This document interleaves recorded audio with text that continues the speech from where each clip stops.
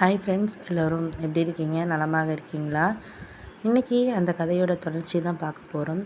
அதற்கு முன்னாடி நீங்கள் நமது சேனலை சப்ஸ்கிரைப் பண்ணாமல் இருந்தீங்கன்னா மறக்காமல் சப்ஸ்கிரைப் பண்ணிவிட்டு பாருங்கள். அப்போ தான் நான் போடுற கதைகள் எல்லாமே உடனுக்குடனே உங்களுக்கு நோட்டிஃபிகேஷனில் வரும். ஸோ மறக்காமல் சேனலை சப்ஸ்கிரைப் பண்ணிவிட்டு கதைகளை பாருங்கள் ஃப்ரெண்ட்ஸ். வாங்க நம்ம என்ன கதைகள் அப்படின்னு சொல்லிட்டு பார்க்கலாம்.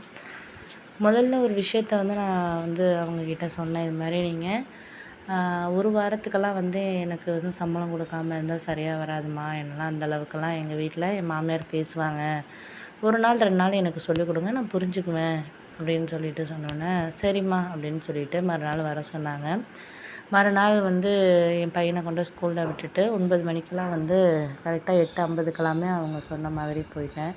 போனோடனே அவங்க சொன்னாங்க, 9 மணிக்கு செடிகள்லாம் வெளியூர்லேருந்து வருதுமா, நீ எல்லாத்தையும் அந்த ஆளுங்க அடுக்கி வச்சுருவானுங்க. எந்தெந்த லைனில் என்னென்னன்ட்டு நான் ஒரு சொல்லிவிடுவேன். அதை மட்டும் நீ புரிஞ்சுக்கணும். எப்போதும் அதே மாதிரி தான் இது பண்ணணும். பூக்கள் ரோஜா பூக்கள் இந்த மாதிரி இருக்கிற செடிகள் எல்லாம் முன்னாடி எப்போதுமே வந்தோடனே கஸ்டமர்ஸ் அதுதான் நிறைய பேர் வாங்குவாங்க. அதுக்கப்புறம் வாழை, இந்த தென்னை அந்த மாதிரி இருக்கிறதெல்லாம் நம்ம தனியாக வச்சு இது பண்ணணுமா அப்படிங்கிற மாதிரி ஒரு சில விஷயங்கள்லாம் எனக்கு சொல்லிக் கொடுத்தாங்க. அதை வச்சுக்கிட்டு எனக்கு புரிஞ்சது வரைக்கும் நம்ம எதையுமே உடனே புரியாது ஒரு இடத்துல. ஏன்னா அந்தளவுக்கு எனக்கு அனுபவம் கிடையாது. அப்படிங்கிறதுனால அவங்கக்கிட்ட ஒரு 2 நாட்கள் அவங்க எல்லாம் சொல்லிக் கொடுத்தாங்க. அதுக்கு அடுத்தது அவங்க சொல்லிக் கொடுத்ததுபடியே நான் எல்லாத்தையுமே செஞ்சுக்கிட்டு இருந்தேன். அவங்களுக்கும் ஒரு 2, 3 நாள் எனக்கு சம்பளம் கொடுக்காம இருந்தாங்க. அப்புறம் 3 நாள் முடிஞ்சு 4வது நாள்லேருந்து எனக்கு ஈவினிங் போகிறப்பயே ரூ. 300 கையில் கொடுத்துருவாங்க. எனக்கு அதை முதல் முறையாக வாங்குறப்போ ரொம்பவே சந்தோஷமாக இருந்துச்சு. ஏன் அப்படின்னா, நமக்கு இது வரைக்கும் நான் எங்கள் வீட்டில் இருந்தப்பயும் வேலைக்குன்னு போனது கிடையாது. நான் அப்பா தான் வேலைக்கு போவார், அண்ணன் இருந்தார். அதுக்கப்புறம் இங்கே 6 வருஷமும் என் ஹஸ்பண்ட் தான் 1 வருஷம் வரைக்கும் இங்கே வேலை பார்த்தாரு. அப்புறம் குழந்தையெல்லாம் பிறந்ததுக்கப்புறம் அவர் வெளியூர் போயிட்டு அப்படி தான் நாங்கள் இது பண்ணிக்கிட்டு இருந்தோம். மாடெல்லாம் வச்சுருந்தோம். அதை வச்சு தான் வருமானம் இது பண்ணோமே தவிர, நான் ஒருத்தர்கிட்ட போய் வேலை பார்த்ததுங்கிறது எனக்கு கிடையாது. முதல் முறையாக நான் வேலை பார்த்தா அன்றைக்கி வாங்கின சம்பளம் எனக்கு ரொம்பவே சந்தோஷமாக இருந்துச்சு.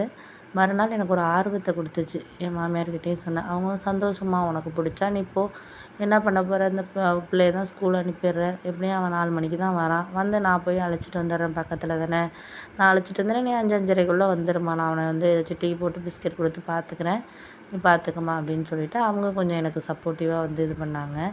அதே மாதிரி மறுநாள் ஒரு வாரம் போக போக எனக்கு அந்த வேலை ரொம்ப பிடிக்க ஆரம்பிச்சிச்சு.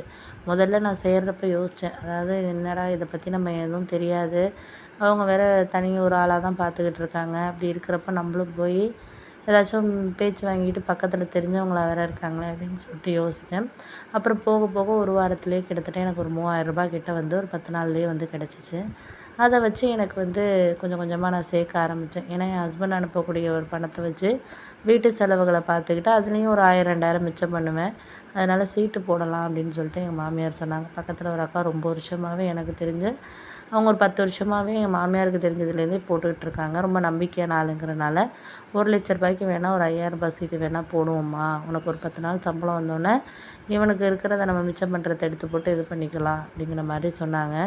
எனக்கும் ஒரு ஆசையாக இருந்தது. ஏன் அப்படின்னா, நம்ம இப்போ வேலைக்கு கண்டினியூவாக போக ஆரம்பிச்சிட்டோங்கிறப்போ நான் சொன்ன அத்தைக்கிட்ட இப்போ போட வேணாம் அத்தை, அவங்க இன்னும் ஒரு 3 மாதம் சம்பளத்தை நம்ம பேங்கில் போட்டு வச்சுக்குவோம். ஏன்னா ஒரு மாதம் நம்ம வேலைக்கு போயிட்டு மறு மாதம் ஏதோ ஒரு உடம்பு முடியல அப்படிலாம் இருந்தால், பையனுக்கு உடம்பு முடியல பண்ணல, நான் லீவ் போடுற மாதிரி இருந்தால் கஷ்டமாக இருக்கும் நமக்கு சீட்டு கட்டுறதுக்கு.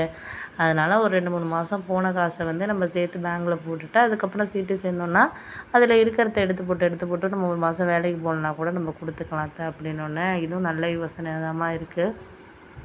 ஏன் அப்படின்னா, நான் கூட நினச்சிக்கிட்டு இருந்தேன், நீ அந்த அளவுக்கு ஒன்றும் இதாக இல்லை, ஒரு விவரமாக இல்லைன்னுலாம் சொல்லி கவலைப்பட்டுருக்கேன் சில நாள்.